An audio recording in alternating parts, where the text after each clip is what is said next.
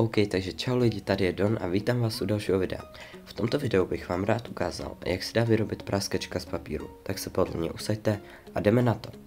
První krok je přeložit papír zprava doleva a ze spoda nahoru, tak, aby vznikl uprostřed jakýsi kříž.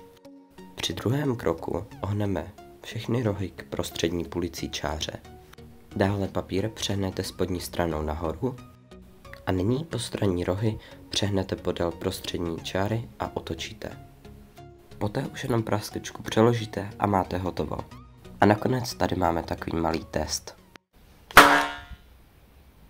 Po prásknutí se vám praskačka takhle krásně otevře. Abyste mohli prásknutí opakovat, stačí prostřední kus papíru znovu uzavřít dovnitř a pak můžete znovu prásknout. Takto následně vypadá složená práskačka.